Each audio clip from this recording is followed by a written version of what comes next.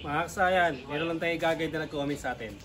Basahin mo at shoutout mo rin. Sa yellow green. Yan yung nakalagay sa natin. Shoutout kay Setting Shadow.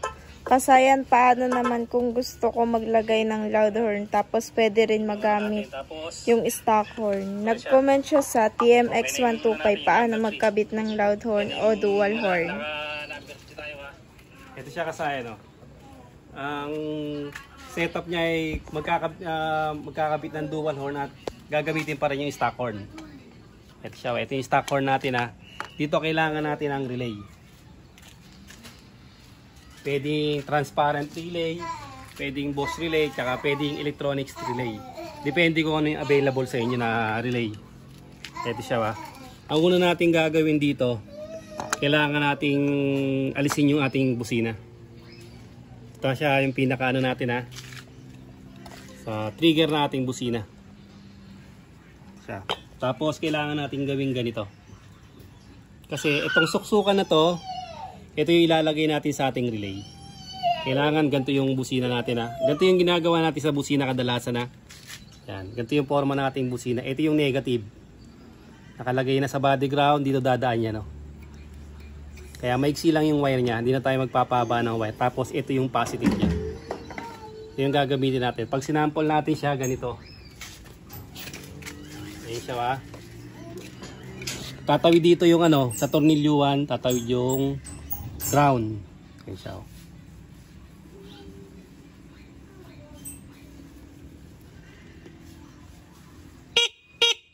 Ayan siya, saya na, oh. Tatawid na rito yung ano, yung kanyang ground. Tapos yung paglalagay natin ng cheche natin dyan, katulad dito itong ano na to, yung lagi natin ginagawa yan, dahil sa malakas na ulan, yung madalas natin ginagawa dyan, kine-check natin yung ground.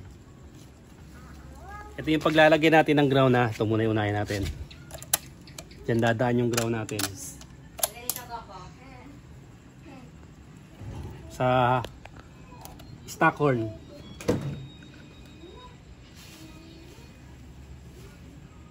Siya, ba?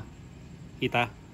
O, tapos dito naman tayo sa ano, loud horn, yung ground naman ng loud horn. O, tapos sa kabila, yung ground naman sa kabila. Siya, dyan dadaan, dumadaan na siya sa may pinaka ano niya, pinaka bracket. Ayan, o. Dumadaan na sa bracket yung ating ground.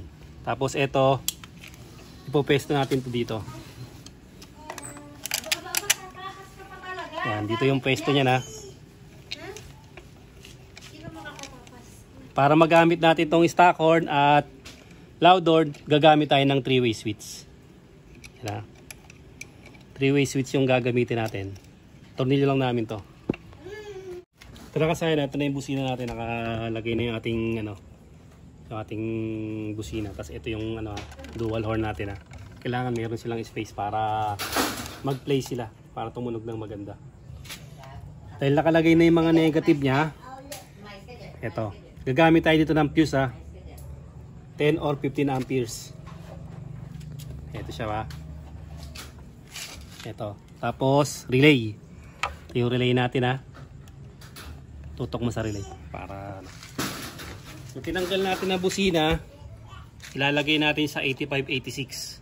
Ito yung 8586, ha. Dalawang 87 tsaka 30. Hindi natin gagamitin yung gitna. Ito lang, dalawang kaliwat kanan lang. Lalagay natin yung kaliwat kanan, ha, ang ating pinagtanggalan ng stock horn. Kaya tayo nag-wire uli ng panibagong wire sa ano, kasi ginamit natin tong wire ng busina. Kaya nilagyan natin ng wire yung ano, yung stock horn natin. Ayun na siya, ha.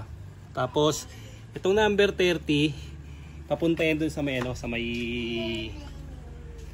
battery, sa may fuse. Ito siya, positive, plus sign, ha.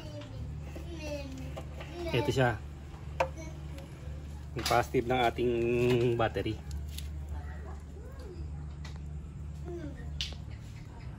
Gagamit tayo ng fuse para for safety, para pag nagkaroon ng grounded, puputok lang yung fuse, walang wire na madadamay.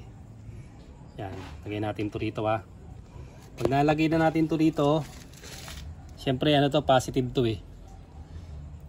Kahit nakapatay yung ating motor, tunog na yung mga busina natin na nilagay. Kailangan nakaset na siya, Ito yung busina natin na na stock horn. Kailangan nakaset up na siya.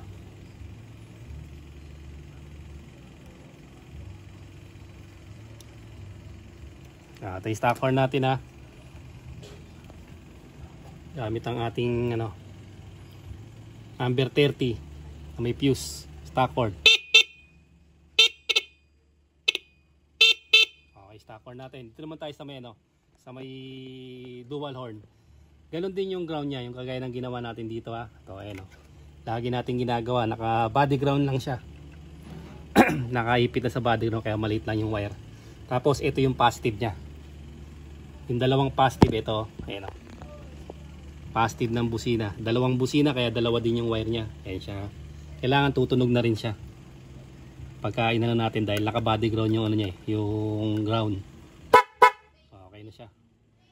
Tapos ngayon ang gagawin natin, itong number 30 na ginamit natin ng sample, ilalagay natin sa yung galing battery, ilalagay natin pala sa number 30. Ito yung dulong-dulo. Yung number 30 natin.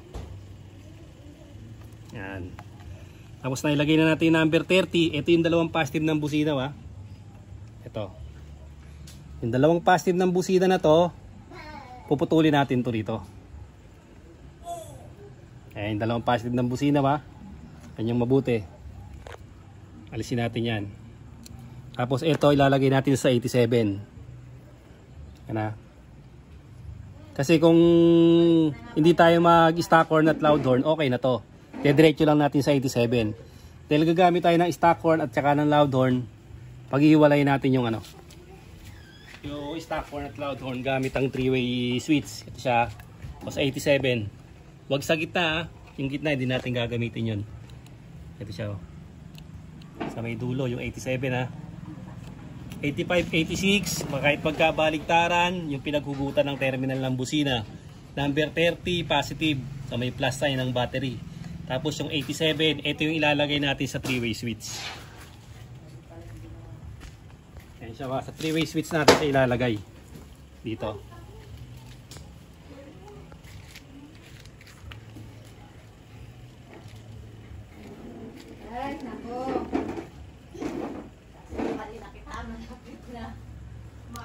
Okay, 3-way switch natin, hanapin natin yung common. Kadalasan ng common dito sa domino ay kulay blue. Pero anin pa rin natin, tetest pa rin natin para sigurado.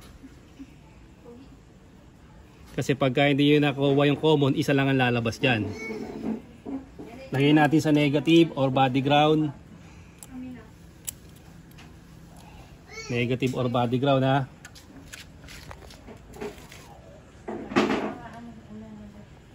Hop, mahina.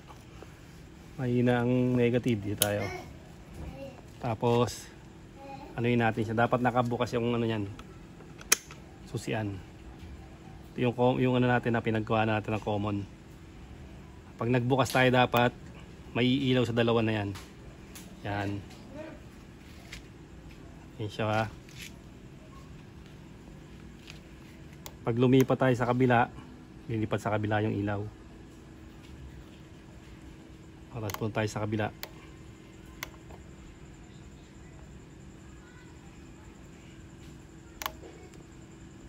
Kabila.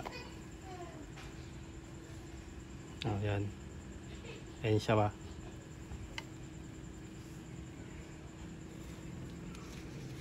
Tapos ito yung gagamitin natin kahit alin sa dalawa. Ito, Ito yung positive ng stock horn.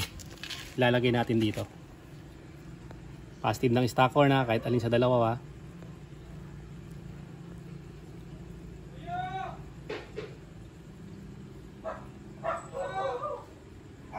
Ito yung galing number 87. Yan, tingnan nyo, Kasi ito, yung sa may dual horn.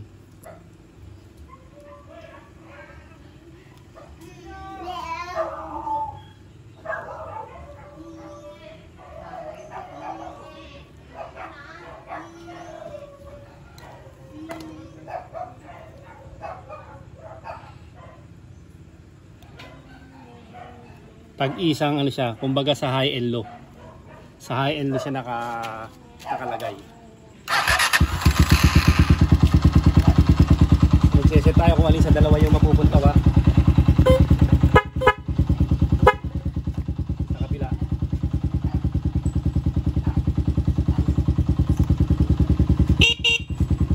Tapos kabila. Ito yung pinaka-set natin, selector natin. Kung alin yung natin ha. Lipat sa kabila.